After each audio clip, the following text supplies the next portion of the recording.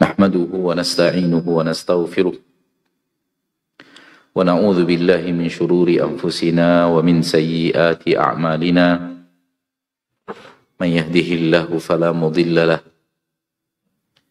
ومن يضلل فلا هادي له أشهد أن لا إله إلا الله وحده لا شريك له وأشهد أن محمدا عبده ورسوله صلى الله عليه وعلى آله وأصحابه ومن تبعهم بإحسان إلى يوم الدين وسلم تسليما كثيرا يا أيها الذين آمنوا اتقوا الله حق تقاته ولا تموتن إلا وأنتم مسلمون يا أيها الناس اتقوا ربكم الذي خلقكم من نفس واحدة وخلق منها زوجها وبث منهما رجالا كثيرا ونساء واتقوا الله الذي تساءلون به والأرحام إن الله كان عليكم رقيبا يا أيها الذين آمنوا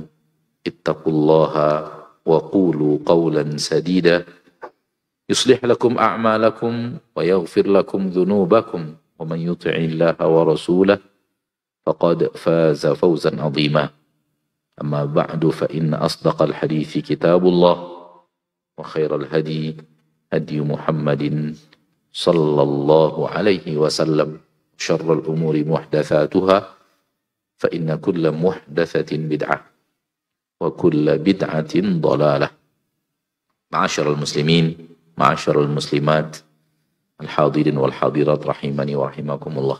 Mari kita bersyukur kepada Allah Jalla fi'ula, Rabb yang maha pengasih lagi maha penyayang, Rabb yang telah mengasihi dan menyayangi kita dengan kasih sayang yang tiada tara dan tiada terhingga.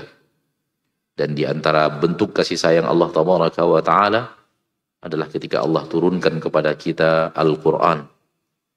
Dan ketika Allah Tabaraka wa Ta'ala mengutus kepada kita Rasulnya, yang dengan itu Allah menerangkan kepada kita seluruh kebaikan dan seluruh keburukan. Dan seluruh kebaikan telah Allah larang melalui Al-Quran yang Allah turunkan dan melalui Rasul yang Allah utus. Dan seluruh keburukan seluruh kebaikan telah Allah perintahkan. Seluruh kebaikan telah Allah perintahkan melalui Al-Quran yang Allah turunkan dan melalui Rasul yang Allah utus. Dan seluruh keburukan telah Allah larang melalui Al-Quran yang Allah turunkan dan melalui Rasul yang diutus oleh Allah Tabaraka wa Ta'ala. Sehingga tidak tersisa kebaikan yang belum diperintahkan dan tidak tersisa keburukan yang belum dilarang. Dalam bahasa lain, ana ingin mengatakan tidak ada satu jalan ke surga yang belum diajarkan. Maka jangan mencari jalan ke surga yang lain yang tidak ada di dalam syariat Allah. Jangan membuat jalan yang baru. Karena seluruh jalan ke surga telah diajarkan. Dan tidak ada satupun jalan ke neraka yang belum dilarang. Sehingga tidak perlu kita untuk membuat larangan-larangan yang tidak ada larangannya di dalam Al-Quran dan Sunnah. Karena itu bukan jalan yang dimurkai Allah, bukan jalan yang dibenci Allah, bukan jalan yang akan mengantarkan kita kepada neraka Allah. Tidak. Kerap sekali dalam adat istiadat ada larangan yang harus kita lakukan. Ada pantangan yang harus kita hentikan. Maka ini hal yang seharusnya tidak terjadi. Ketika Allah Tabaraka wa Ta'ala tidak melarangnya, maka tidak ada keharusan untuk berhenti dari hal tersebut. Di sisi lain, jangan cari jalan ke surga yang tidak diajarkan oleh Allah dan tidak diajarkan oleh Rasul kita tercinta sallallahu alaihi wasallam. Kalau kita mencoba untuk membuatnya yang kita anggap jalan ke surga, padahal Allah dan Rasulnya tidak berbicara, ada 4 pertanyaan. Pertanyaan yang pertama, Apakah amal yang Anda lakukan ini kebaikan atau tidak? Apakah amal yang Anda lakukan ini baik atau buruk? Mestinya mereka menjawab kalau itu jalan yang ke surga yang mereka inginkan untuk mencari surga Allah dan ridho Allah, mesti jawabannya apa? Baik. Lanjutkan ke pertanyaan kedua. Apakah yang baik ini Rasul tahu atau tidak? Kalau Anda yakin itu adalah kebaikan, pertanyaan yang kedua, kebaikan yang Anda katakan kebaikan ini, Rasul SAW tahu atau tidak? Mengetahuinya atau tidak? Di sini biasanya kalau orang ikhlas, dia mulai ragu. Rasul tahu apa enggak ya? Rasul tahu apa enggak ya? Tapi kalau sedikit ngeyel, dia mengatakan Rasul tahu. Masuk ke pertanyaan ketiga. Apakah Rasul terangkan atau tidak? Apakah Rasul sampaikan atau tidak? Biasanya kalau orang ikhlas, dia mulai bingung lagi. Baikan. Oke, saya yakin itu baik. Rasul tahu atau tidak?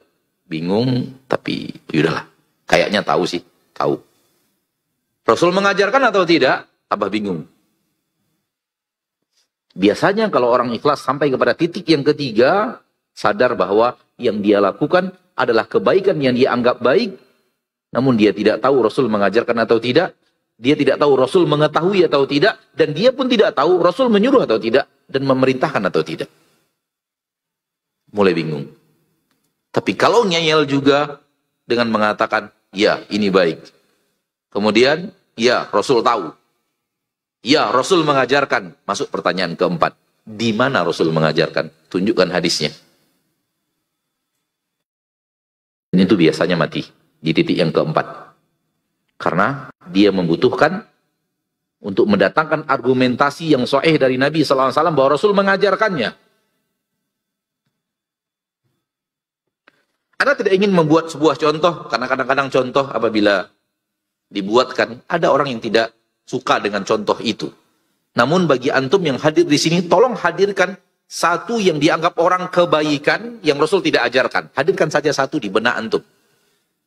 Buat pertanyaan pertama, ini baik atau buruk? Kalau mereka mengatakan baik, buat pertanyaan kedua, Rasul tahu atau tidak? Karena mustahil ada kebaikan yang Rasul tidak tahu. Bagaimana mungkin Anda tahu, Rasul tidak tahu? Bisa dimengerti? Kalau dia tetap menjawab, ini adalah Rasul tahu. Pertanyaannya, Rasul mengajarkan atau tidak? Sallallahu alaihi wasallam. Rasul kita yang mulia sallallahu alaihi wasallam mengajarkan atau tidak? Kalau tetap ngeyel mengajarkan, katakan, Qul hatu burhanakum in kuntum shadiqin. Mana buktinya? Rasul mengajarkan, tunjukkan hadisnya, di mana letaknya?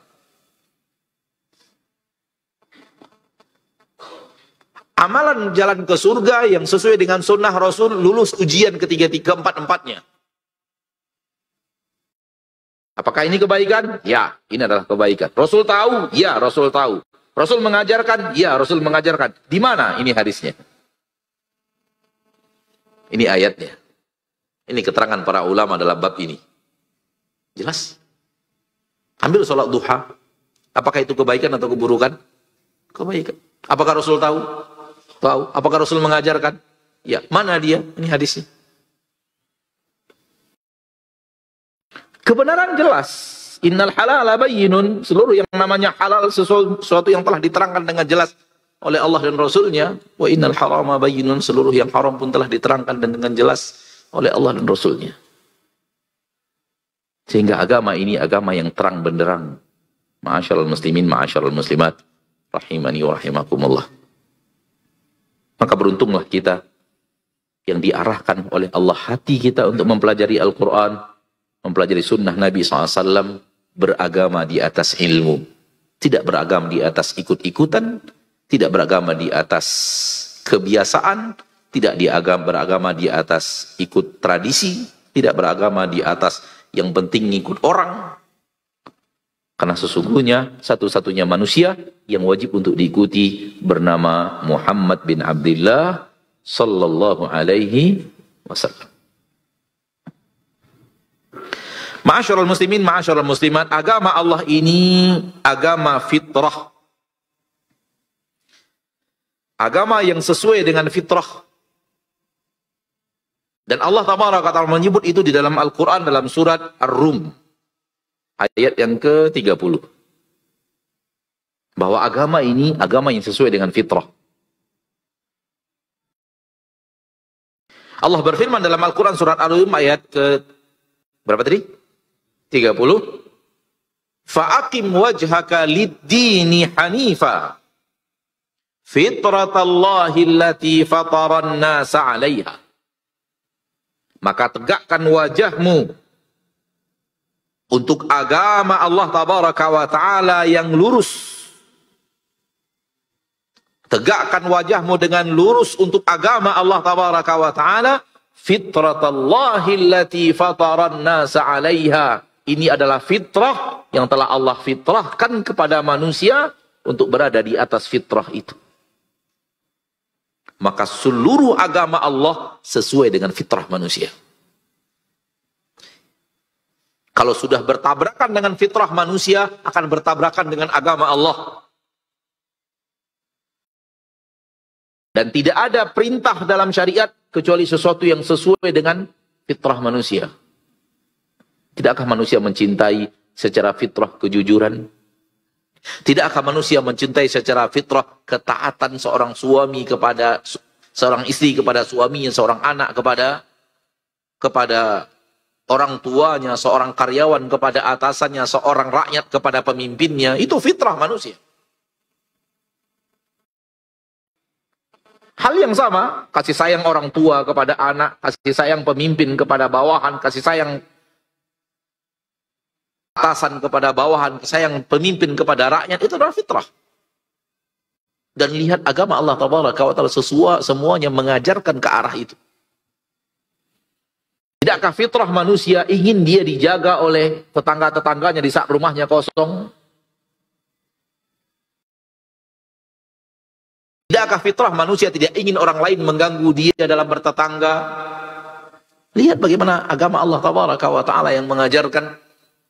Rasulullah SAW bersabda, Wallahi la yu'min, Wallahi la yu'min, Wallahi la yu'min. Demi Allah tidak beriman. Demi Allah tidak beriman. Demi Allah tidak beriman. Para sahabat bertanya, Man ya Rasulullah? Siapa yang Anda maksud tidak beriman ya Rasulullah? Man la ya'manu jaruhu bawa'iqah. Orang yang tetangganya tidak aman dari keburukan-keburukannya dan kejahatan-kejahatannya dan mudarat-mudaratnya. Diharamkan Allah Rabbul Izzati wal Jalal. Diharamkan Nabi kita tercinta SAW seorang tetangga berbuat aniaya terhadap tetangganya. Apapun itu aniaya itu.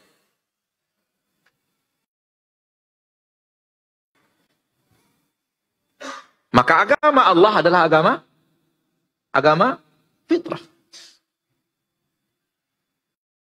Perhatikanlah. Perhatikan dengan seksama. Perhatikan dengan sama fitrah manusia. Keluar dulu dari adat istiadat. Keluar dari adat istiadat. Kadang-kadang adat istiadat mengganggu kita. Mengganggu cara berpikir. Mengganggu cara menganalisa. Keluar dari adat istiadat. Keluar dari kebiasaan masyarakat. Keluar dari kebiasaan nenek moyang. Dan takar agama Allah dengan fitrah manusia. Akan ketemu bahwa fitrah itu sesuai dengan agama Allah. Dan agama Allah akan sesuai dengan fitrah. Kalau kita lagi bahagia. Kalau kita lagi bahagia, fitrahnya apa? Puasa apa makan-makan? Hah? Puasa apa makan-makan? Kalau lagi bahagia, coba lihat agama Allah. Anak lahir bahagia tidak? Perintahnya apa? Makan-makan. Hakikah. Lagi bahagia. Fitrah manusia kalau sudah bahagia, ayo kita makan. Anak lagi bahagia ini. Anak nikah, bahagia atau tidak? Perintahnya apa? Makan, walimah. Aulim, lakukan walimah, walau bisyah, walau hanya seekor kambing dibantai. Tegakkan walimah, ayo makan, minum, undang orang. Lebaran, bahagia tidak? Apa perintah Allah? Haram puasa. Haram. Jangan coba-coba puasa di hari Idul Fitri dan Idul Adha. Anda mendapatkan dosa. Diharamkan Allah untuk berpuasa Idul Fitri karena sesungguhnya itu hari raya, hari makan-makan, hari minum-minum, hari bahagia. Pertanyaannya, orang tua meninggal mau makan-makan nggak? Ayo. Nggak cocok. Nggak cocok antara makan-makan dan kesedihan. Nggak cocok. Secara fitrah nggak mungkin. Secara fitrah nggak cocok. Saya lagi sedih, kok suruh makan?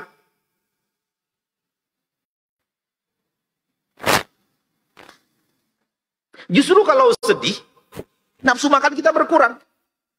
Susah buat makan lagi. Sedih. Maka cocoknya, kawan-kawan yang bawa makanan, kita tinggal makan. Itu dia agama Allah. Kalau ada orang berkabung, gara-gara orang tuanya meninggal, anaknya meninggal, istrinya, suaminya meninggal, dia pasti bersedih. Kalau dia bersedih, pasti apa? Nafsu makannya kurang. Kita yang tahu dia sukanya apa, bawakan. Misalnya, suka gulai jengkol nih orang. Buat gulai jengkol, supaya dia nafsu makannya, apa namanya? Ya timbullah nafsu makannya lagi sedih begitu, melihat gulai jengkol yang mudah-mudahan. Atau sukanya apa gitu, rendang kah, apakah gitu. Kita yang harus peduli kepada saudara kita yang sedang ditimpa musibah dan dia sedang berkabung, dia sedang tidak ada nafsu makan. Kita yang peduli dengan bagaimana nafsu makannya bangkit lagi. Itulah fitrah manusia. Ketika dia jatuh, dia ingin kawan-kawannya datang untuk menguatkannya, menjulurkan tangan untuk membantu dia bangkit dari kesedihannya itu. Itu yang sesuai dengan fitrah. Dan itu agama Allah. Isna'u li ali Ja'far fa innahu ya'tihi al-an ma yushghiluhum.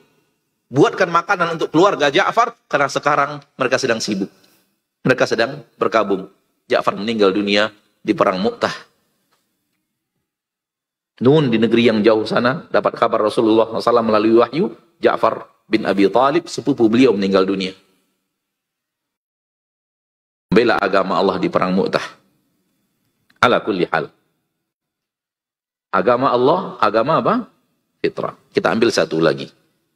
Saat bersedih. Saat bersedih, apa fitrah manusia? Nangis. Apakah diharamkan nangis ketika bersedih? Tidak diharamkan Allah dalam syariat yang mulia ini nangis di saat kita bersedih. Apapun jenis sedihnya itu. Lalu kita nangis. Anak meninggal, orang tua meninggal, dan yang lainnya seperti yang tadi kita katakan. Musibah yang datang, lalu kita nangis. Allah tidak mengharamkan nangis. Kenapa? Tangis itu adalah fitrah manusia di saat dia bersedih. Namun, jangan kebangetan. Kalau sudah kebangetan, keluar dari fitrah. Contoh, teriak histeris. Contoh, memukul-mukul badan. Contoh, kepala ini di apa? Ke tembok. Itu sudah bukan sedih lagi, itu sudah penganiayaan diri. Udah nggak boleh. Itu sudah keluar dari jalur fitrah, sudah hal yang dilarang oleh syariat. Bukan sedihnya yang dilarang, tapi yang berlebihan seperti ini yang dilarang.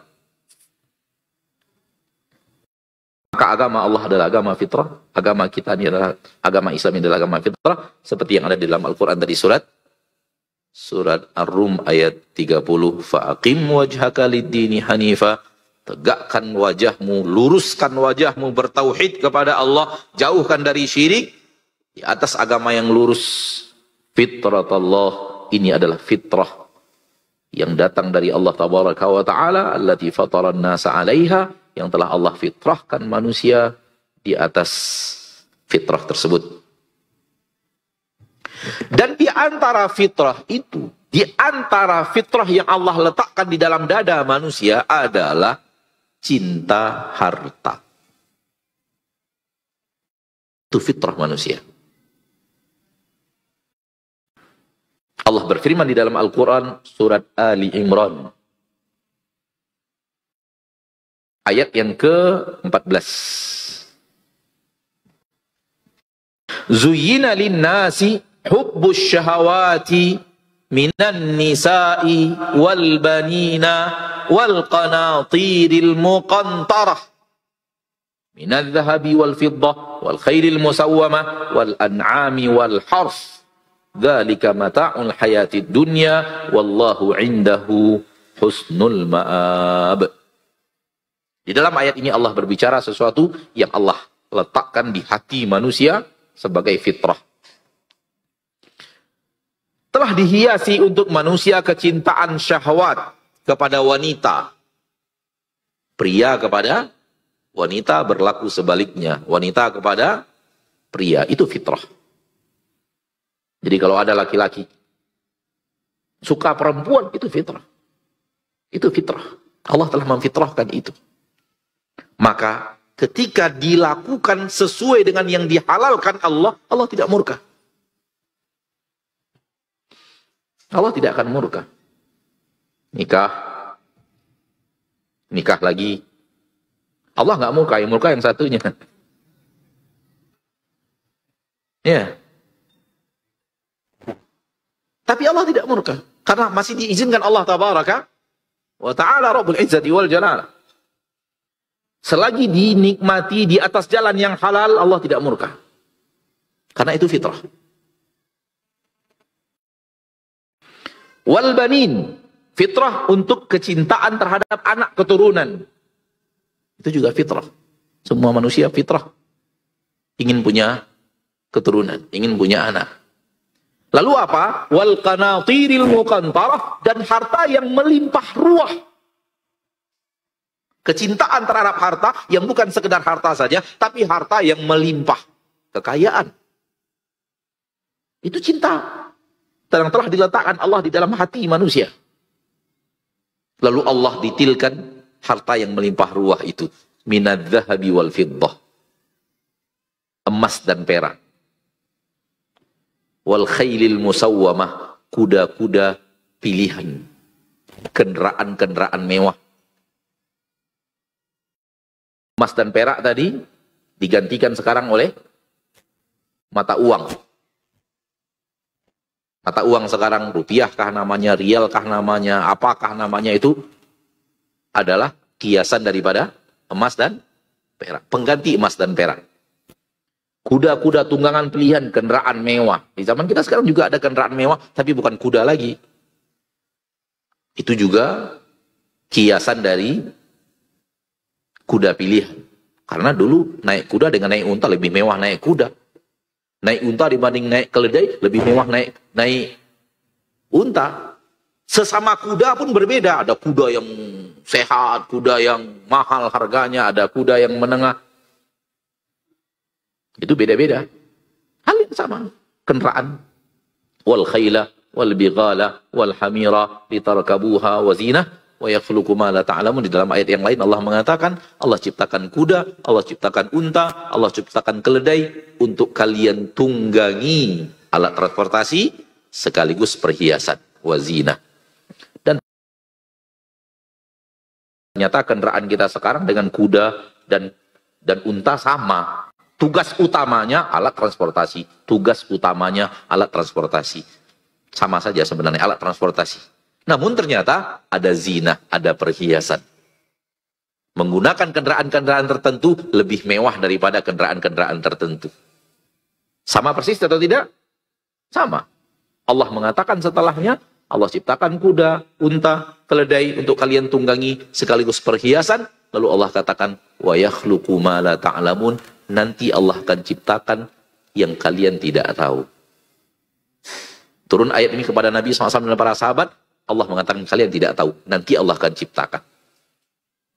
Ternyata benar, Allah buktikan di zaman sekarang ada kendaraan-kendaraan yang bukan lagi kuda, bukan lagi unta, bukan lagi keledai, yang Allah buktikan Allah telah ciptakan kendaraan yang tugasnya sama, alat transportasi. Sebenarnya dia alat transportasi, semewah apapun lagi mogok nggak ada artinya. Semewah apapun kalau lagi mogok nggak ada artinya. Kalau lagi rusak spare part-nya harus ditunggu dari Jerman, nggak ada artinya, sudah. Lebih baik yang bawah, kelas bawah punya, yang penting alat transportasi bisa digunakan alat transportasi. Nah, namun sekaligus perhiasan. Sebagaimana kita tahu, banyak manusia yang berhias dengan kendaraan. Nggak ada masalah. Selagi halal, nggak ada masalah. Ana pernah ditanya oleh salah seorang ikhwan, Ustaz, ada pertanyaan nih, bolehkah orang punya mobil sampai 5, Ustaz? Jawaban ana, sampai 6 pun boleh. Selagi halal dan butuh. Kenapa tidak? Allah tidak pernah menghiasi. Allah tidak pernah menghalangi. Kenapa tidak? Pernahkah Allah menghalangi kita beli kendaraan dari hasil yang halal dan untuk kebutuhan kita? Tidak pernah. Mubah. Tapi sekiranya mencukupkan, kita bisa beli 6, lalu kita cukupkan 3, sisanya kita infakkan, itu pasti lebih afdol. Pasti lebih afdol. Soal boleh, kenapa tidak? Siapa yang melarangnya? Wal an'ami wal hars. Kemudian harta berikutnya adalah an'am, hewan ternak. Kekayaan berasal dari hewan ternak.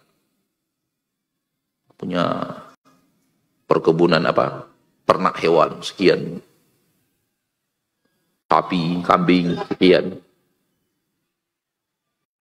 Wal hars, dan pertanian, perkebunan. Punya sekian hektar lahan ini, punya sekian hektar lahan itu. Harta yang melimpah ruah. Kata Allah, itu fitrah. Selagi masih di atas fitrah, di jalan yang dihalalkan Allah tabaraka wa ta'ala, didapatkan dengan jalan yang halal, dibelanjakan untuk yang halal, dan wajib dikeluarkan zakatnya, tidak masalah. Kata para ulama, seluruh harta asal dua jawaban sudah disiapkan di hadapan Allah, aman. Pertama, dari mana engkau dapatkan? 2, kemana engkau belanjakan? Karena itulah pertanyaan Allah di akhirat tentang harta kita. Engkau dapatkannya dari mana? Bagaimana cara mendapatkannya? Dan engkau membelanjakannya kemana? Asal 2 jawaban itu, ada jawabannya sama kita dan jawabannya benar, silahkan. Saya selalu mengatakan Islam tidak pernah bertabrakan dengan kekayaan. Islam hanya bertabrakan dengan kekayaan yang haram. Islam tidak pernah bertabrakan dengan harta. Karena sesungguhnya yang bertabrakan dengan Islam adalah harta yang haram. Tidak peduli banyak atau sedikit.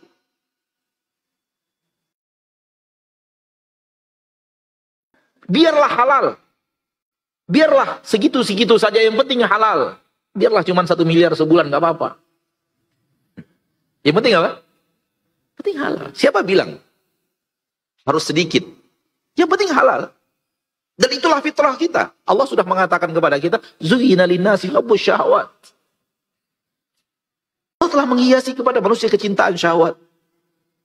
Hidup di zaman Rasul, orang-orang kaya raya, dan Rasul nggak pernah marah loh kepada Utsman bin Affan, kepada Abdurrahman bin Auf. Kamu kenapa kaya banget? Nggak boleh loh Islam kaya. Nggak ada tuh. Bahkan 2 anak Rasul dinikahkan kepada Utsman bin Affan radhiyallahu anhu. Namun nikahkan juga kepada Ali yang tidak kaya radhiyallahu anhu wa ardhah. Dan hidup di depan Rasul orang-orang yang miskin, yang tidak punya pekerjaan tetap, tidak punya penghasilan, hidup hanya di masjid, dan rata-rata mengharapkan zakat yang datang kepada Rasul, Rasul berikan kepada mereka. Rasul pun nggak marah kepada mereka. Ngapain hidup kere? Islam bertabrakan dengan kemiskinan? Enggak juga tuh. Ma'asyarul muslimin, kekayaan dalam agama Islam, murni kekayaan, bukanlah pujian. Dan kemiskinan bukanlah hinaan.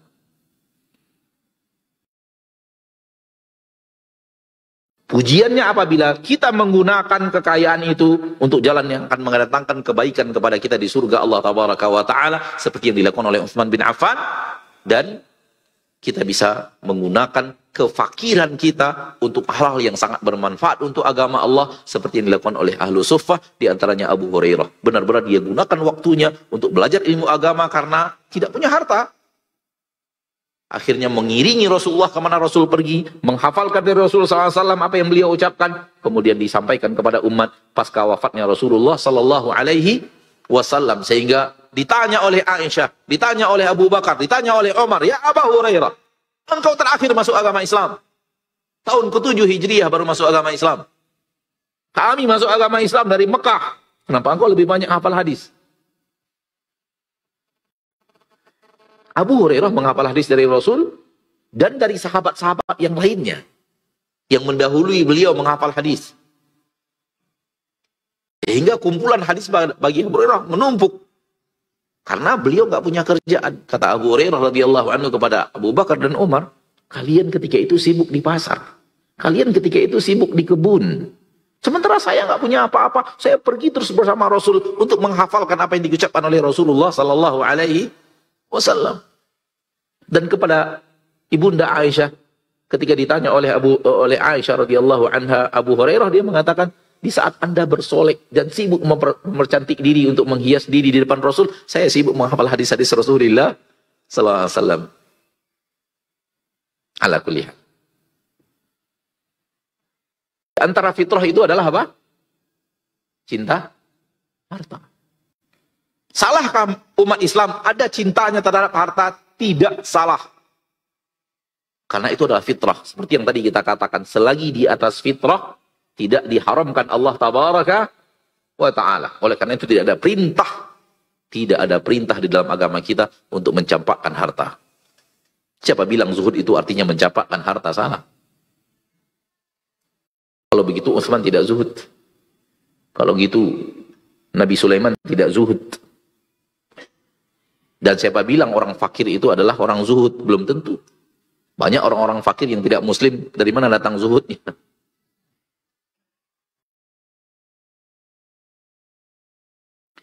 Akan tetapi, kesalahannya adalah apabila cinta harta ini melebihi kadarnya. Sehingga cinta harta membuat manusia rela mengambilnya walau dengan cara yang diharamkan Allah. Ini sudah bukan fitrah lagi. Ini sudah melenceng daripada fitrah. Allah mengizinkan selagi Allah menghalalkan sebanyak apapun itu. Namun kalau sudah di luar yang dihalalkan Allah tabaraka wa ta'ala, itu bukan lagi fitrah. Itu sudah nafsu dan syahwat. Makanya saya katakan tadi, biarlah 1 miliar yang penting halal daripada 5 juta, tapi 1 miliar. Sebaliknya berlaku.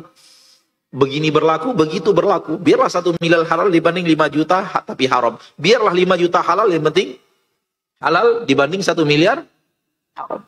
Berlaku yang sama. Yang penting halalnya, bukan jumlahnya. Soal jumlah, fitrah manusia pasti mengarah kepada yang lebih banyak. Fitrah manusia itu.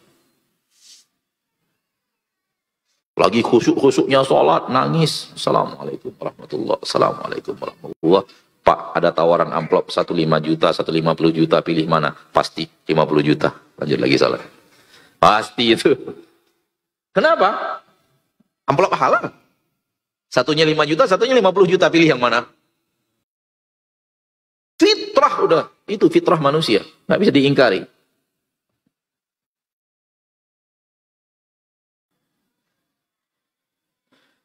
Talha, salah satu penduduk surga yang dijamin surga oleh Nabi sallallahu alaihi wasallam. Suatu hari Umar ketika menjadi khalifah radhiyallahu taala anhu, dapat beliau kabar bahwa Talha bin Ubaidillah sekarang ekonominya agak sedikit susah. Sehingga terlihat dari pakaian beliau, pakaian dari baju yang kain yang kasar. Kalau belanjanya ya belanja ala kadar untuk kebutuhan rumahnya. Sampai kepada Umar radhiyallahu taala anhu wa ardahu berita tersebut. Kemudian Umar radhiyallahu anhu wa ardahu sebagai pemimpin mengambil 1.000 dinar. Lalu menyuruh pegawai untuk menyerahkan kepada Talha. Namun kata Umar, tolong lihat setelah itu Talha ngelakuin apa. Laporkan saya. Setelah diberikan uang 1.000 dinar. 1 dinar itu 4 gram emas. Apa duitnya? 4 juta kali 1.000. Kali 1.000. 4 miliar. Ketika antum mendengar 1.000 dinar, antum nggak kaget. Tapi gitu dengan 4 miliar, baru sedikit kaget. Makanya nak terjemahkan. Makanya nak terjemahkan. Ketika antum mendengar 1.000 tadi, tenang santai saja 1.000. Karena 1.000 di memori antum sudah terbentuk 1.000 itu sedikit. Ini 1.000 dinar loh mas. Satu dinarnya lebih daripada 4 sekian gram emas. Satu dinar. Katakanlah 4. Kita bulatkan saja 4 dinar emas. 1.000. 4 juta kali 1.000. 4 miliar. Dikirim oleh Amirul Mukminin. Harta 4 miliar. Lalu diperintahkan oleh beliau. Perhatikan apa yang dilakukan oleh Tolhah. Dengan mendapatkan harta itu. Setelah diperhatikan. Balik kepada Umar radhiyallahu anhu memberikan laporan, sekarang pakaiannya sudah yang bagus-bagus. Sekarang makanan sudah yang enak-enak. Kata Umar radhiyallahu anhu, rahimallahu Talha. Semoga Allah merahmati Talha. Beliau benar-benar mengamalkan firman Allah di dalam Al-Quran, liyunfiq dhu sa'atin min sa'atih, wa man qudira alaihi rizquhu falyunfiq mimma atahu Allah. Beliau benar-benar mengamalkan firman Allah yang ada dalam Al-Quran, surat At-Talaq, ayat yang ke 7 apa 9 ya, lupa. 7. Ayat yang ke-7 daripada surat At-Talaq. Kata Umar radhiyallahu ta'ala anhu, rahimallahu Talha. Semoga Allah merahmati Talha. Dia mengamalkan firman Allah di dalam Al-Quran, liyunfiq dhu sa'atin min sa'atih, wa man qudira alaihi rizquhu falyunfiq mimma atahu Allah. La yukallifullahu nafsan illa ma ataha. Sayaj'alullahu ba'da usri yusra. Semoga Allah merahmati Talha. Dia mengamalkan firman Allah di dalam surat At-Talaq ayat yang ke-7. Kalau kalian mendapatkan kelapangan rezeki, maka lakukan nafkah kepada keluarga dengan kelapangan itu. Silakan lapangkan untuk anak. Belikan anak baju yang mahal-mahal, nggak ada masalah. Nggak ada masalah. Sesuai dengan kelapangan yang Allah berikan, lapangkan juga nafkah engkau kepada istri, kepada anakmu. Liyunfiq dhu sa'atin min sa'ati. Hendaklah memberikan infak orang yang mendapatkan kelapangan harta yang diberikan Allah tabaraka wa ta'ala, lapangkan juga infaknya, nafkahnya kepada anak-anaknya. Min sa'ati, sesuai dengan kelapangan yang telah Allah berikan kepadanya. Namun ingat, wa man qudira alaihi rizquh, ketika disempitkan rezekinya, jangan lapangkan untuk keluarga. Bahaya. Allah mengatakan, wa man qudira alaihi rizquh, barang siapa yang disempitkan oleh Allah rezekinya, falyunfiq mimma atahullah, maka dia infak kepada istrinya, infak kepada anaknya, lakukan nafkah kepada istri dan anaknya sesuai dengan apa yang Allah berikan kepadanya. Yang dilebihkan. Berapa kemampuan kita menafkahi istri dan anak, lakukan sesuai dengan kadar itu. Jangan coba-coba untuk memberikannya lebih daripada kadar kemampuan kita. Ketika disempitkan, mau tidak mau harus dirubah. Biasanya makan ikan apa?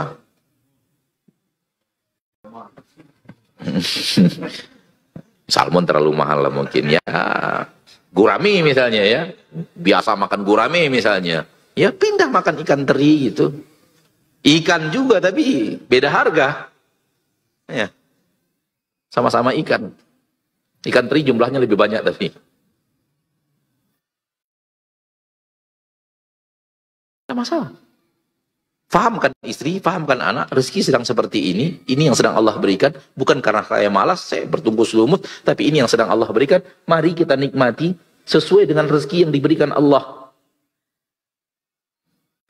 Ini adalah metode hidup yang sering ana sebut, hiduplah di dunia dengan rezeki Anda sesuai dengan level rezeki itu. Ini ayatnya.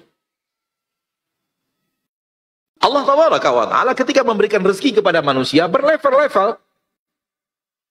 Mulai daripada yang gajinya 3 juta per bulan, UMR. Yang gajinya 7 juta per bulan, yang gajinya 10 juta sebulan, yang gajinya bisa 30 juta sebulan, bahkan sampai kepada 50 juta sebulan. Amalkan ayat ini. Sesuai dengan apa yang Allah berikan kepada kita, nafkahi keluarga sesuai dengan itu juga. Ketika gaji kita hanya 3 juta per bulan, carilah rumah kontrakan yang sesuai untuk orang yang gajinya 3 juta per bulan.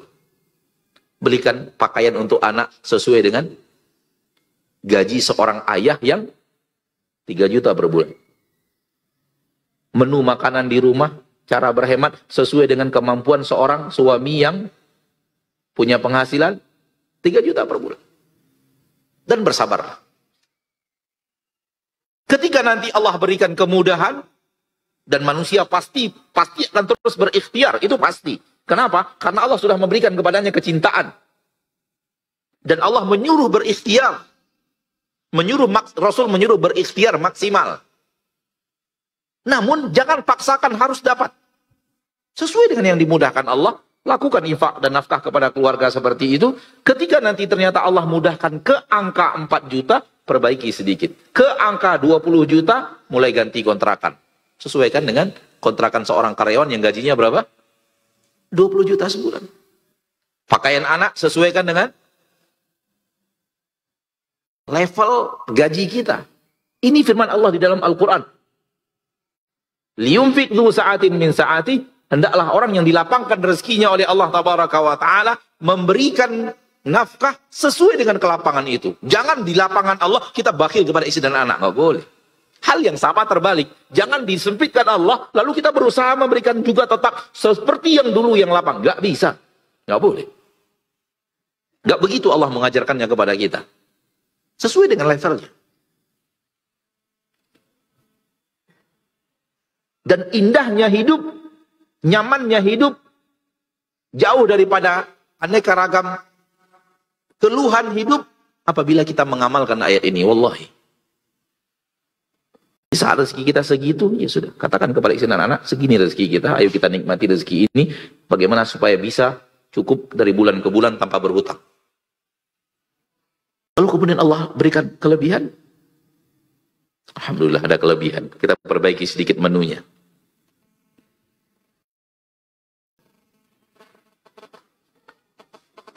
Allah berfirman, la yukallifullahu nafsan illa. Itu yang antum hafal.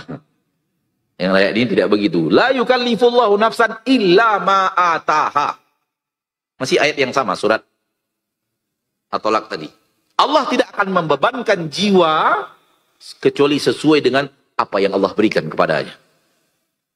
Allah tidak pernah mewajibkan Anda untuk menafkahi anak, mewajibkan Anda untuk menafkahi istri, kecuali sesuai dengan yang Allah berikan kepada Anda. Segitu kewajiban Anda untuk menafkahi anak. Allah tidak akan minta lebih daripada itu. Allah tidak wajibkan lebih daripada itu. Permasalahan kita sekarang, kita menakarnya anak tetangga. Salah. Takarannya harusnya adalah berapa yang sedang Allah mudahkan untuk kita. Itu takaran yang benar. Jangan anak tetangga kita di mana sekolahnya, anak tetangga kita apa peralatan mainnya, anak tetangga kita apa jenis pakaiannya. Enggak. La yukallifullahu nafsan illa ma ataha. Allah tidak wajibkan suatu jiwa kecuali sesuai dengan apa yang Allah berikan kepada, sesuai dengan apa yang dia terima dari Allah. Hanya sebatas itu kewajiban untuk menafkahi keluarga. Dan bersabarlah ketika memang sedang disempitkan. Dan Allah berjanji, kalau ini yang kita amalkan, saya ja'alullahu ba'da usri yusra. Allah pasti akan mewujudkan setelah kesulitan ini, ada kemudahan. Itu janji Allah. Dengan syarat kita melakukan seperti yang Allah perintahkan di saat rezeki sedang disempitkan. Allah tabaraka wa ta'ala Rabbul Izzati wal Jalalah. Nah, dengar ada suara azan? Belum, berapa menit lagi? Baik. Ini yang sering ana sebutkan dengan bahasa ana, dengan redaksi ana, hiduplah di dunia ini sesuai dengan level kita. Level rezeki kita. Kenapa? Karena kewajiban kita berusaha, berikhtiar, Dan bukan kewajiban kita menentukan berapa rezeki yang harus kita dapatkan. Lebih daripada itu, Ana mengatakan, kemampuan kita berikhtiar, berusaha, soal berapa yang kita dapat, itu Allah yang ngatur. Oleh karena itu manusia tidak boleh membuat, saya wajib dapat sekian sebulan. Nggak boleh. Itu bukan lagi wilayah kekuasaanmu, wahai manusia. Itu bukan lagi wilayah kemampuanmu, wahai manusia. Wajib ya. Beda dengan target yang arti kata, mari kita usaha dan berikhtiar bagaimana supaya penghasilan kita naik segini, tanpa memastikan harus dapat sekian. Beda. Dua hal yang berbeda. Kalau berikhtiar, membuat lagi cara-cara baru supaya penghasilan lebih daripada biasanya, berikhtiar namanya, namun hati tetap mengarah kepada Allah. Ya Allah, apapun yang kau putuskan saya akan ridho, apapun yang kau tentukan saya akan terima dengan legowo dan lapang dada. Ini namanya ikhtiar, bukan mewajibkan. Dan itulah fitrah manusia yang kita bacakan dalam ayat surah Ali Imran tadi. Pada dasarnya manusia ingin bertambah. Coba lihat diri kita. Ana sajalah dulu, Ana. Dulu ketika nggak punya sepeda motor, kayaknya ingin punya sepeda motor. Alhamdulillah dapat sepeda motor. Ternyata ingin punya mobil lagi. Itulah fitrah manusia. Asalkan didapatkan dari hal yang diridhoi Allah, tidak dari hal yang diharamkan Allah, kenapa tidak? Setelah itu ingin punya rumah, gak ada masalah. Tapi jangan sampai dari hasil yang diharamkan Allah. Akhirnya Allah mudahkan dapat rezeki untuk bisa memiliki rumah. Alhamdulillah. Tapi tidak ngotot harus gitu loh. Rumah mertua juga cukup indah untuk ditempati. Nah, jadi ketika disempitkan rezeki, maka sesuai dengan yang sedang dapat, berapa dapatnya sudah. Saatnya kita bersabar. Nanti ketika di lapangan Allah, saatnya kita bersyukur.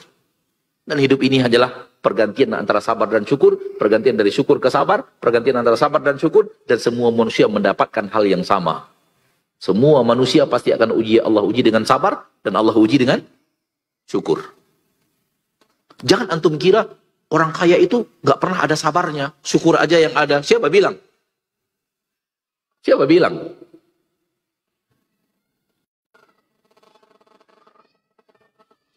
Semua manusia tanpa terkecuali Allah uji dengan ada bahagian hidupnya yang dia harus bersabar, dan ada bahagian hidupnya yang dia harus apa?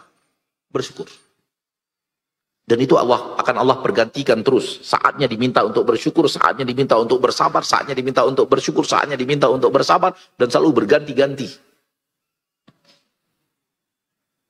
Dan jangan pernah ketika Allah Ta'ala memberikan ujian kepada kita, kita nolehnya kepada orang yang tidak diuji dengan ujian yang sama.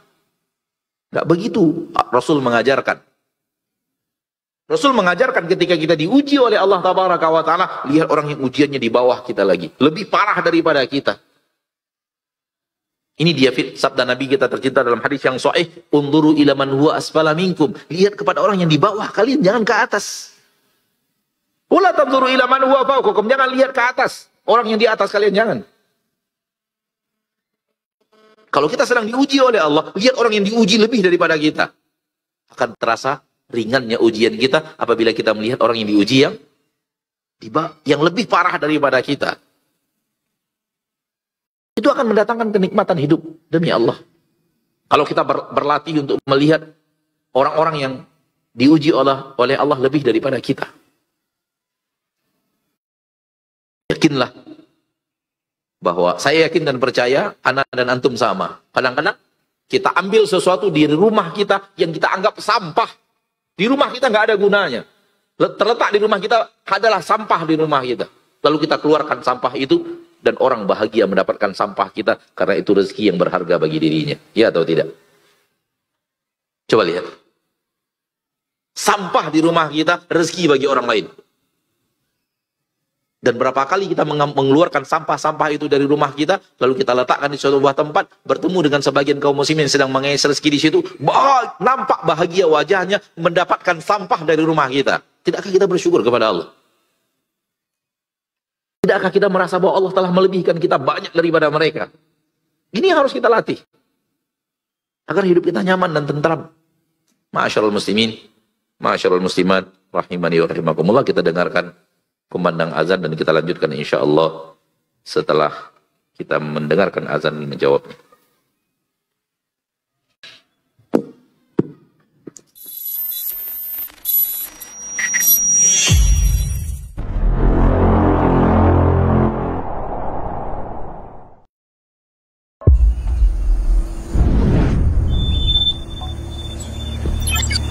Assalamualaikum warahmatullahi wabarakatuh. Jamaah rahimakumullah. Ana sempat berdiri di tempat ini berapa tahun yang lalu kira-kira Ustaz? 2 tahun yang lalu. 2 tahun yang lalu ya. 2 tahun yang lalu itu belum ada bangunan yang kita lihat di belakang ini. Dan alhamdulillah bangunan umat Islam sudah jadi. Markas Sunnah Nusantara Al-Hijrah ini sudah beraktivitas dan sekarang santrinya sudah 112. Kemudian kegiatan di masjid sudah berjalan. Tinggal bagaimana kita bersama-sama menyelesaikan proyek ini.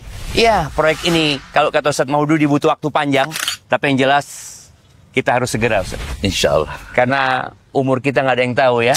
Tapi yang jelas yang akan kita bawa adalah apa yang kita amalkan ya. Nah. Ketika seorang mati, dia nggak bawa mobilnya, nggak bawa rumahnya, tapi amalan akan dia bawa.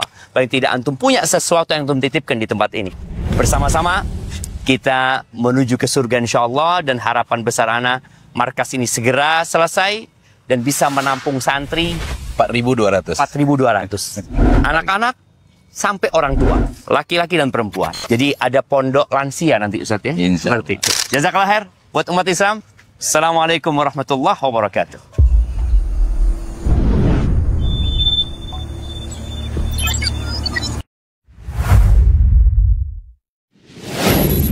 Assalamualaikum warahmatullahi wabarakatuh. Saudara-saudariku, para pemirsa Hasil TV dimanapun Anda berada, rahimani wa rahimakumullah. Semoga antum selalu berada dalam lindungan Allah Tabaraka wa Ta'ala. Dan semoga kesehatan, keberkahan, rahmat dan nikmat Allah Tabaraka wa Ta'ala selalu meliputi Anda semuanya. Ma'asyiral muslimin, ma'asyiral muslimat, dakwah merupakan sebuah tugas bersama dari umat Nabi kita tercinta Muhammad sallallahu alaihi wasallam. Allah Tabaraka wa Ta'ala menyuruh kita untuk meninggikan agama Allah Tabaraka wa Ta'ala dengan kemampuan yang kita miliki. Yang mampu dengan ilmunya, berdakwah dengan ilmunya. Yang mampu dengan tenaganya, berdakwah dengan tenaganya. Yang mampu menyumbangkan waktunya. Demikian juga yang mampu dengan hartanya, maka berdakwah dengan harta itu. Saudara-saudariku, para pemirsa Hasil TV dimanapun Anda berada, pada kesempatan yang berbahagia ini, saya mengajak Anda, pemirsa Hasil TV dimanapun berada, para pencinta Hasil TV dimanapun berada, untuk meringankan beban operasional yang dibutuhkan oleh Hasil TV di dalam mengemban suara dakwah yang agung ini. Mari infakkan sebahagian daripada yang Allah Tabaraka wa Ta'ala mudahkan kepada kita, dari apa yang Allah rezekikan kepada kita, guna kepentingan syiar dakwah melalui media-media, di antaranya adalah Hasil TV.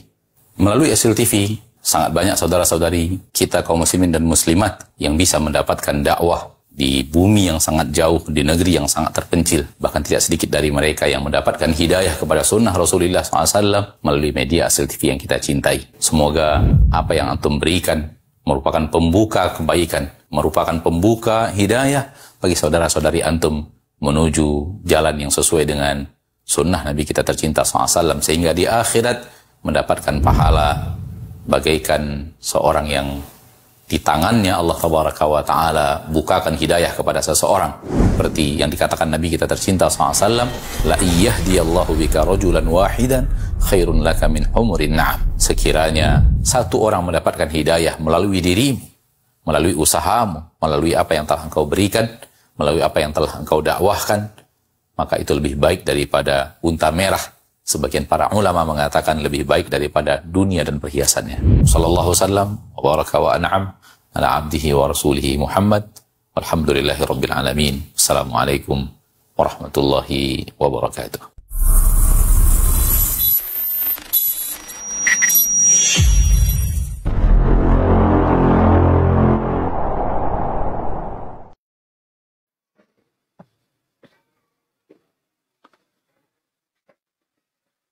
Ma'asyiral muslimin wal muslimat, apabila kita lihat kehidupan banyak orang di zaman kita sekarang ini, maka sering sekali yang terjadi adalah dia ingin hidup yang di atas level hidup dia yang sebenarnya.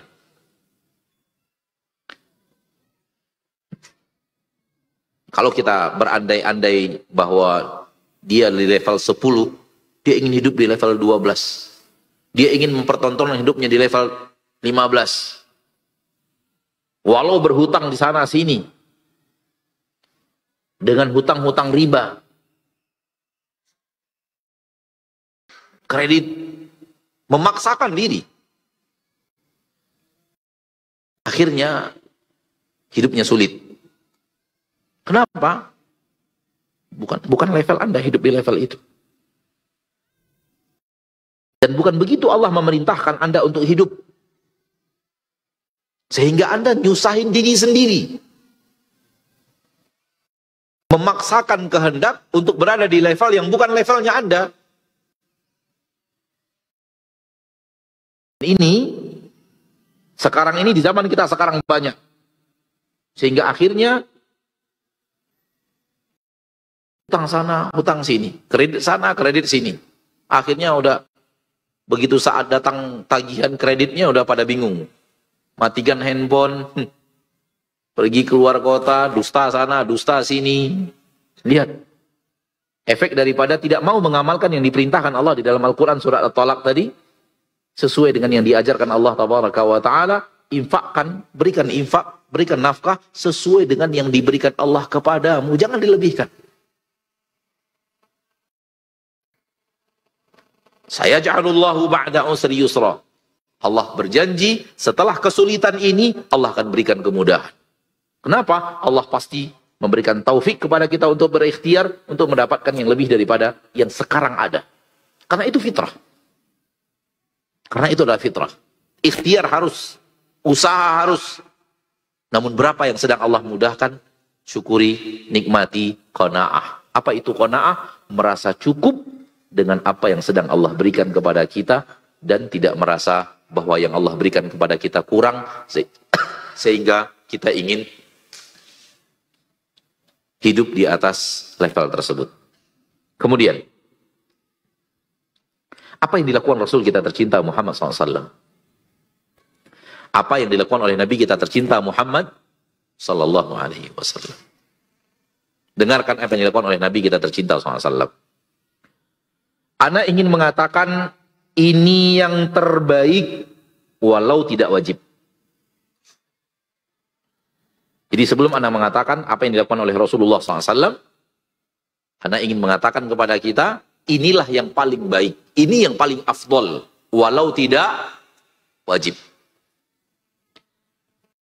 Jadi apa yang diizinkan Allah? Hidup sesuai dengan level. Berapa yang sedang Allah berikan? Ya sudah, segitu. Allah sedang mudahkan 5 juta sekarang, sudah. Tata hidup Anda dari bulan ke bulan sesuai dengan 5 juta yang sedang Allah mudahkan. Dan mudah-mudahan diberikan lagi lebih, berikhtiar lagi untuk lebih. Ketika naik, naikkan lagi levelnya. Ketika naik, naikkan lagi levelnya. Nggak ada masalah. Sampai level berapa Anda sanggup? Dimudahkan Allah Tabaraka wa Ta'ala. Sampai level 100, ya silakan hidup di atas level 100. Silakan, tidak ada masalah. Kalau memang itu yang sedang dimudahkan Allah Tabaraka wa Ta'ala dengan jalan yang dihalalkan Allah Tabaraka wa Ta'ala kepada kita, tidak ada masalah.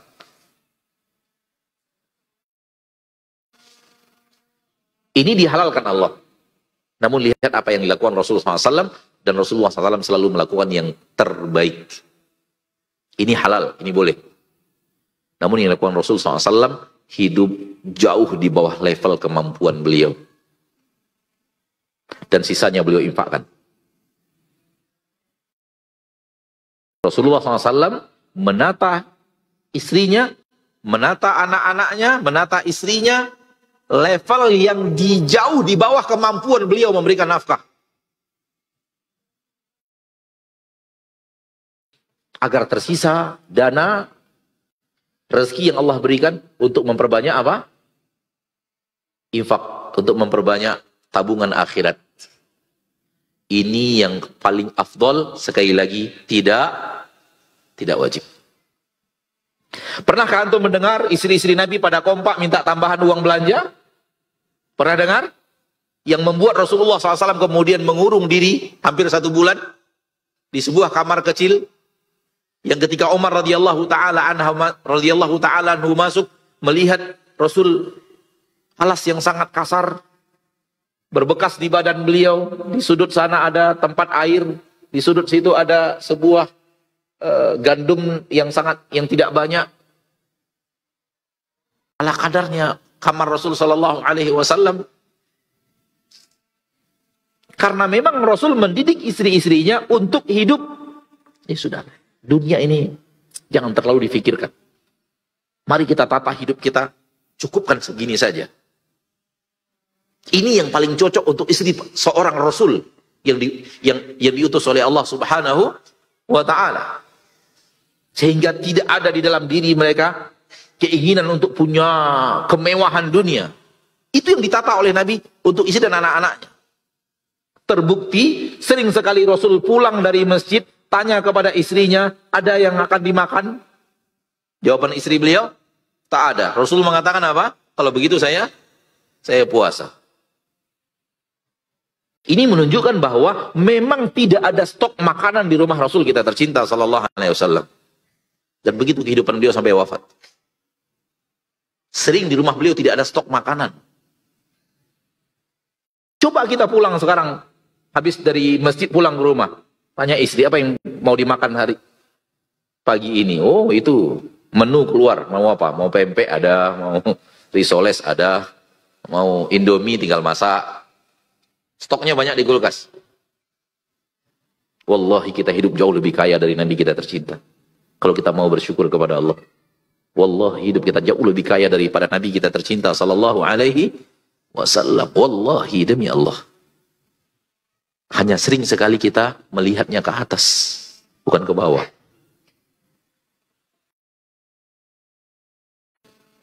Suatu hari, hadis dalam Sahih Muslim, Rasul kedatangan tamu. Rasul kedatangan tamu. Dan sebagai kewajiban tuan rumah yang didatangi tamu, menyiapkan makanan untuk tuan rumah. Lalu Rasul panggil pembantunya dan mengatakan, tolong tanya Ummahatul Mukminin, kalau ada di antara mereka yang punya stok makanan, maka pergilah ke rumah yang pertama. Assalamualaikum. Waalaikumsalam. Rasulullah bertanya, apakah ada stok makanan? Beliau ada tamu. Rumah pertama jawab, tidak ada. Pergi ke rumah yang kedua, jawabannya tidak ada. Ke rumah yang ketiga, tidak ada. Ke rumah yang keempat, tidak ada. 5, 6, 7, 8, 9, semuanya menjawab tidak ada. Rasul tidak punya stok makanan di rumahnya ketika itu. Dan Allah takdirkan ketika itulah beliau kedatangan tamu. Allah sengaja mendatangkan tamu ketika itu agar kita tahu inilah Rasul kita tercinta. Beginilah Rasul kita tercinta menata hidupnya di dunia. Dengan ridhonya beliau, dengan keridoan istrinya. Namun, karena terlalu sering, wajar kalau kemudian, ya Rasul tambahlah. Namun, Rasul bersedih ketika dimintai tambah itu. Sampai turun firman Allah Tabaraka wa Ta'ala, wahai Nabi, katakan kepada istri-istrimu, kalau kalian menginginkan dunia dan perhiasannya, aku akan berikan dunia dan perhiasan itu kepada kalian, namun setelah itu, kalian akan saya ceraikan dengan perceraian yang baik. Saya akan kembalikan kalian ke orang tua kalian. Kalian harus saya cerai. Namun kalau kalian ingin hidup bersama saya untuk mengharapkan Allah, mengharapkan Rasulnya, mengharapkan kampung akhirat, karena ketahuilah bahwa sesungguhnya Allah Tabaraka wa Ta'ala telah menyiapkan untuk kalian kehidupan dan pahala dan ganjaran yang lebih baik di akhirat. Lalu Rasul mengumpulkan istri-istrinya, membacakan firman Allah ini. Kalau kalian inginkan dunia, saya akan berikan. Namun setelah itu kalian saya cerai.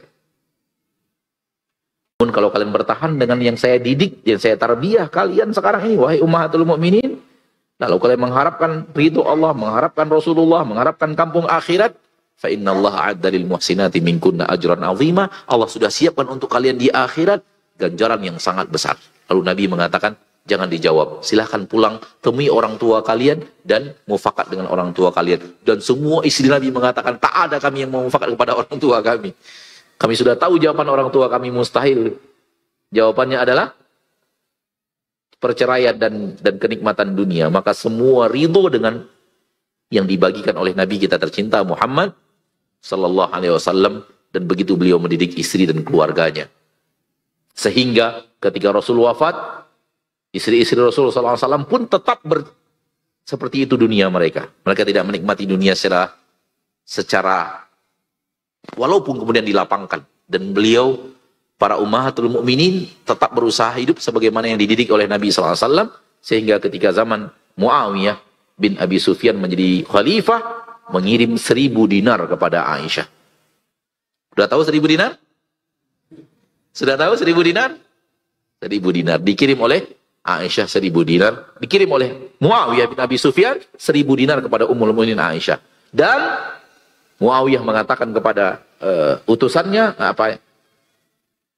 orang yang diutus untuk memberikan itu, pantau apa yang dilakukan oleh Ummul Mukminin. Berikan saya laporan.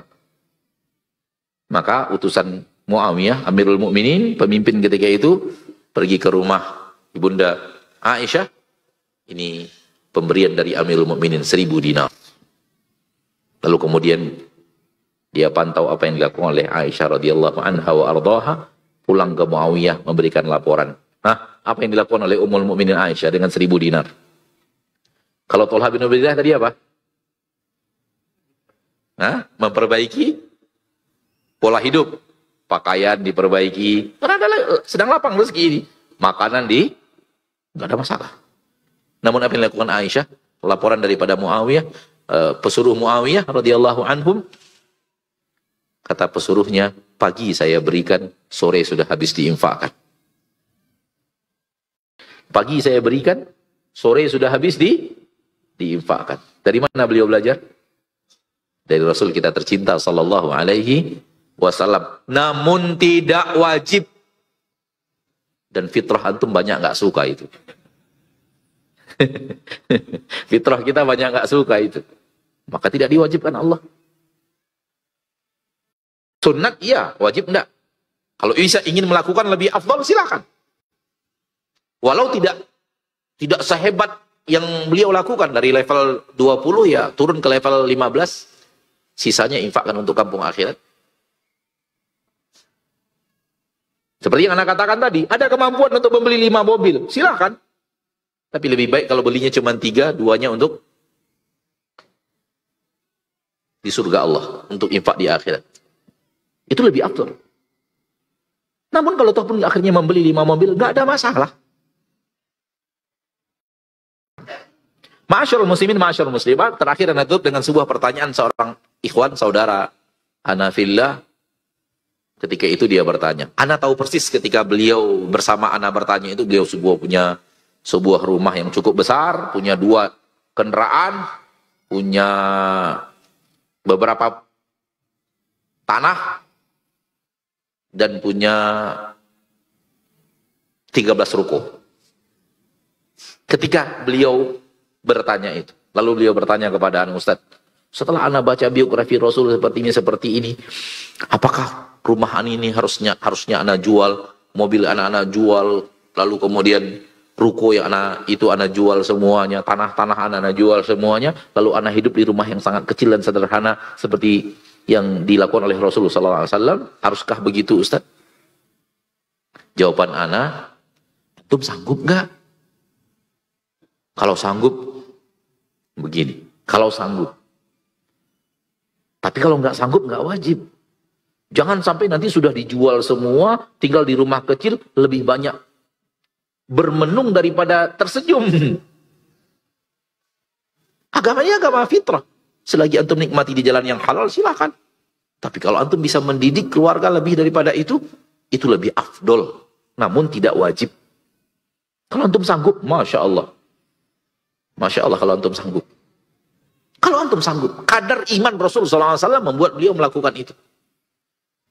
Beliau cukupkan dengan ala kadarnya dunia ini, namun Sisanya beliau infakkan. Aisyah radhiyallahu ta'ala mengatakan, tidak pernah datang kepada Nabi SAW harta yang banyak, melainkan setelah 10 hari harta itu akan habis beliau infakkan. Kalau toh pun ada yang beliau simpan, itu hanya untuk membayar hutang yang belum jatuh tempo. Ini Rasul kita tercinta Muhammad sallallahu alaihi wasallam. Saya katakan ulang, ini afdal namun tidak wajib. Turunnya pun kadarnya sesuai dengan kemampuan kita. Tidak tertutup kemungkinan ada di antara kita yang akan mengamalkan turun level, sengaja menurunkan level, kemampuannya di 30, dia hidup di level 20, dia hidup di level 15. Dan ana demi Allah tahu sebagian saudara-saudara ana yang melakukan itu. Dia bisa beli mobil, tapi dia nggak mau punya mobil. Dia mencukupkan untuk dirinya dan keluarganya, mendidik anak-anaknya cukup dengan sepeda motor. Ada. Lalu kemudian dia berinfak, dia berumroh, dia berhaji menggunakan dana tersebut bersama istri dan anak-anaknya. Dia lebih mengutamakan itu dibanding beli mobil. Nggak ada masalah. Afdol. Kalau untuk mencari ridho Allah tabaraka wa ta'ala Rabbul Izzati wal Jalalah. Ini yang bisa Anda sampaikan secara materi pada kesempatan yang berbahagia ini. Ma'asyiral muslimin, ma'asyiral muslimat, rahimani wa rahimakumullah. Ketahuilah bahwa agama Allah tidak bertabrakan dengan harta sebanyak apapun. Yang bertabrakan adalah dengan harta yang haram sekecil apapun. Apalagi banyak. Dan Allah Ta'ala tidak menyuruh kita untuk mencampakkan dunia.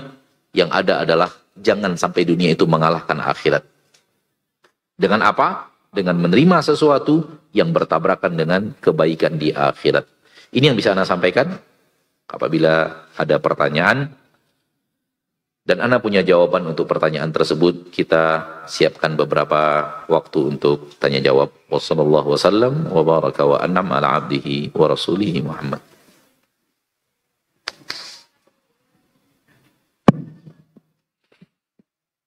Ustaz, ada pertanyaan dari ibu-ibu. Nah.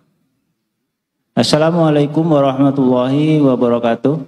Afwan Ustaz, izin bertanya, bagaimana sikap kita kalau orang tua membeda-bedakan antara anak yang pertama dengan anak yang kedua? Misalkan sering memuji anak pertama di depan orang-orang yang terkadang pujian itu tidak berdasarkan kenyataan atau dibumbui dengan kebohongan.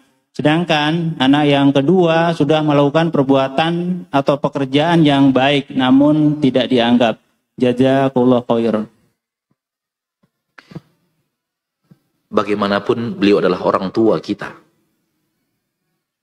Bagaimanapun beliau adalah orang tua kita yang bertanya. Dan kewajiban Anda tetap berbakti, tetap berakhlakul karimah, tetap tidak boleh benci, tetap tidak boleh membuat Anda kemudian memarahi orang tua Anda, ngedumel ke orang tua Anda, lalu memperdengarkan kepadanya kata-kata yang tidak baik, apalagi sikap yang tidak baik, itu haram untuk dilakukan seorang anak kepada orang tua. Anda bisa bernafas setelah Allah dengan adanya orang tua itu. Dan sudah tak bisa Anda hitung kebaikan beliau kepada Anda sudah berapa. Dan tidak bisa kebaikan beliau yang sudah banyak itu hilang hanya gara-gara kesalahan beliau yang seperti yang sedang Anda tanyakan. Nggak boleh. Nggak boleh. Wallahi nggak boleh. Anda bisa hidup sekarang. Anda sekarang punya suami, punya istri, punya anak. Jasa orang tua. Setelah Allah. Apa orang tua, Anda tidak bisa hidup nikmati kehidupan di permukaan bumi. Maka bersabar. Memang itu tidak benar. Kalau ada orang tuanya kita akan mengatakan itu nggak benar, nggak boleh membanding-bandingkan anak seperti itu. Dan terjadinya sesuatu kepada Nabi Yusuf alaihi salam karena saudara-saudara Nabi Yusuf merasa cinta ayahnya kepada Nabi Yusuf lebih daripada cintanya kepada kita. Itu yang terjadi. Apakah Nabi Nabi Yakub memperlihatkan Allahu a'lam, tapi anak-anaknya merasa bahwa Nabi Yusuf lebih mendapatkan perhatian lebih daripada mereka.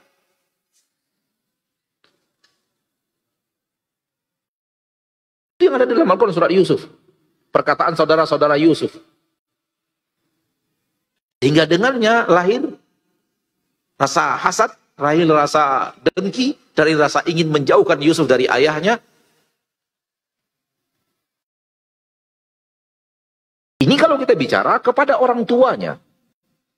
Nggak boleh membeda-bedakan anak, membanggakan ini sehingga yang ini terlihat disepelekan ini untuk nggak boleh. Kalau kita bicara ke orang tuanya tetap nggak boleh.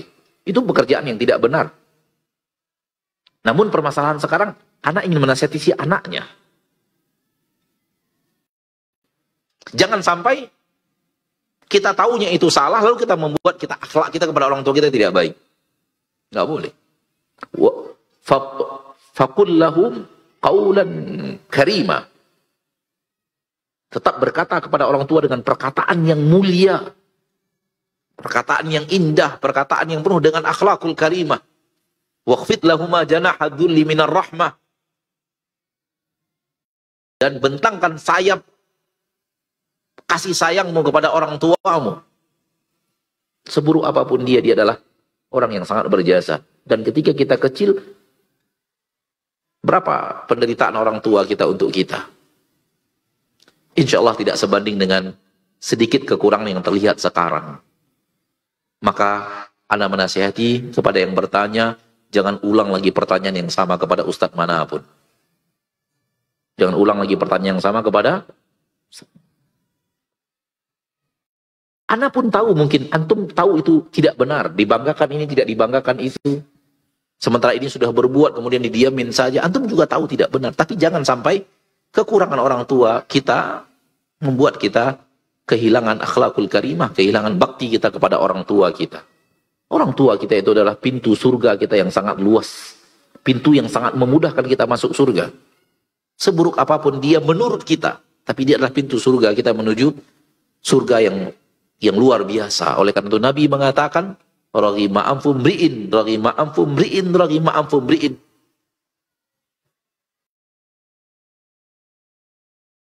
Tidak beruntung seseorang, tidak celaka seseorang, tidak beruntung seseorang, celaka seseorang, tidak beruntung seseorang. Nah, para sahabat bertanya, siapa ya Rasulullah? Man adraka abawaihi indal kibari falam yudkhilhul jannah. Orang yang bertemu dengan orang tuanya di saat orang tuanya sudah tua, dan pertemuannya dengan orang tuanya itu, hidup semasa dengan orang tuanya sebelum orang tuanya meninggal, tidak membuat dia bisa masuk ke dalam surga Allah Tabaraka wa Ta'ala. Ini menunjukkan bahwa kita bertemu dengan orang tua kita sekarang adalah pintu surga yang luar biasa untuk kita masuki. Dan kekurangannya, kalau sudah tua, rewelnya, kalau sudah sakit-sakitan biaya obatnya, jadikan itu semua adalah pintu surga. Kita melihatnya sebagai pintu surga. Yang kita harus bersabar, dan kita harus berbakti, dan melanjutkan bakti sampai beliau tutup usia. Dan terus doakan. Kalau kita bisa menasihati dengan akhlak yang lemah lembut, nasihati. Tapi kalau sudah tua, ana yakin akan rumit untuk menasihati beliau. Wallahu a'lam. Nah. Pertanyaan kedua, Ustaz. Jika sudah menikah lebih dari 2 kali, apakah boleh mencukupkan diri untuk tidak menikah lagi? Syukron. Wah, terpancing kayaknya yang tadi itu.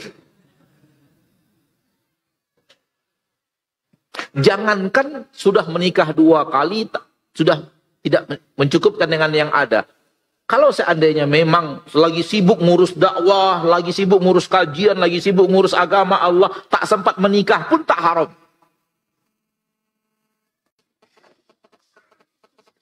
Ayo anak balik untuk jangan nikah udah. Syekhul Islam Ibnu Taimiyah wafat tanpa memiliki istri. Imam Nawawi wafat sebelum menikah. Karena mereka sibuk berjuang di atas agama Allah Tabaraka wa Ta'ala. Dan tidaklah sengaja tidak menikah untuk mendekatkan diri kepada Allah. Bukan itu. Kalau itu haram. Sengaja tidak menikah untuk mendekatkan diri kepada Allah, nggak boleh. Tapi karena kesibukan, karena kondisi yang belum memungkinkan, kemudian masih banyak hal-hal yang dikerjakan sehingga bukan sengaja tidak menikah. Kalau menyengaja diri, menjadikan itu sebagai cara untuk mendekatkan diri kepada Allah, itu tidak boleh. Dan insya Allah para ulama kita yang tadi kita sebutkan, jauh daripada akidah itu. Sengaja tidak menikah untuk mendekatkan diri kepada Allah. Kalau sengaja tidak menikah, berazam untuk sengaja tidak menikah, masuk kepada hadis Nabi SAW, man raghiba an sunnati falaysa minni, yang ada di dalam hadis Sahih Bukhari yang sangat panjang itu. Maka kalau tidak punya istri pun cukup, karena tidak ada syarat masuk surga harus punya istri. Ada nggak syarat masuk surga harus punya istri? Halakkah masuk surga, syarat masuk surga istrinya harus 2? Enggak kan? Maka hal seperti ini insya Allah tidak perlu diperpanjang jawabannya. Cukup segitu aja. Lanjut.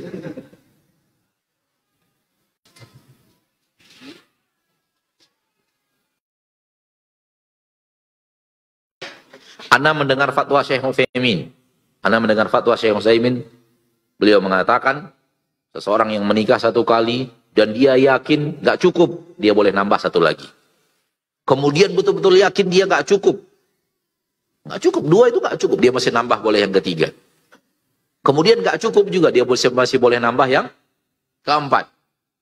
Nggak cukup juga, masih boleh yang kelima. Tapi dalam bentuk budak. Di zaman bolehnya budak. Seperti itu, boleh, cukup yang ke-7, yang ke-8. Tapi budak ya, istri tidak boleh lebih daripada 4. Nggak jadi, udah segitu aja. Lanjut.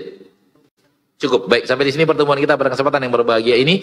Semoga Allah Tabaraka wa Ta'ala, Rabbul Izzati wal Jalalah, memudahkan kita untuk menata dunia kita sesuai dengan perintah Allah dan Rasulnya.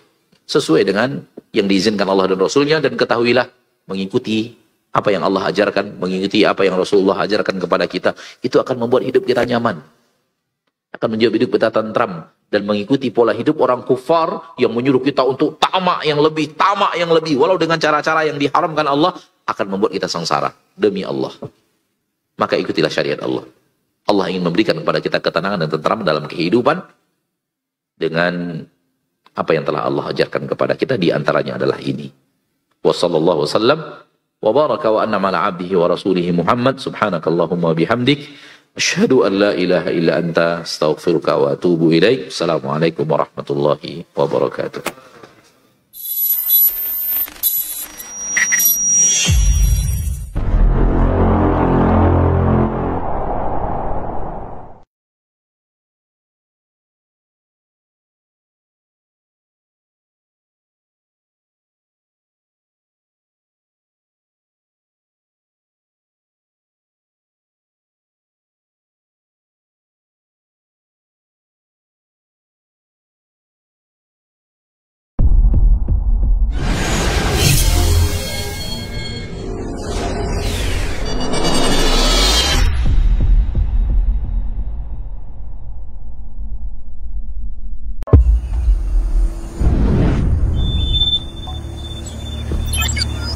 Assalamualaikum warahmatullahi wabarakatuh. Jamaah rahimakumullah. Ana sempat berdiri di tempat ini berapa tahun yang lalu kira-kira, Ustaz? 2 tahun yang lalu. 2 tahun yang lalu ya. 2 tahun yang lalu itu belum ada bangunan yang kita lihat di belakang ini. Dan alhamdulillah bangunan umat Islam sudah jadi. Markas Sunnah Nusantara Al-Hijrah ini sudah beraktivitas dan sekarang santrinya sudah 112. Kemudian kegiatan di masjid sudah berjalan. Tinggal bagaimana kita bersama-sama menyelesaikan proyek ini. Iya, proyek ini kalau kata Ustaz Maududi butuh waktu panjang, tapi yang jelas kita harus segera, Ustaz. Insya Allah. Karena umur kita nggak ada yang tahu ya. Tapi yang jelas yang akan kita bawa adalah apa yang kita amalkan ya. Ya. Ketika seorang mati, dia nggak bawa mobilnya, nggak bawa rumahnya, tapi amalan akan dia bawa. Paling tidak antum punya sesuatu yang antum titipkan di tempat ini. Bersama-sama kita menuju ke surga insya Allah, dan harapan besar ana markas ini segera selesai dan bisa menampung santri 4.200. 4.200. Anak-anak sampai orang tua, laki-laki dan perempuan. Jadi ada pondok lansia nanti, Ustaz ya. Insya Allah. Seperti itu. Jazakallah khair buat umat Islam. Assalamualaikum warahmatullahi wabarakatuh.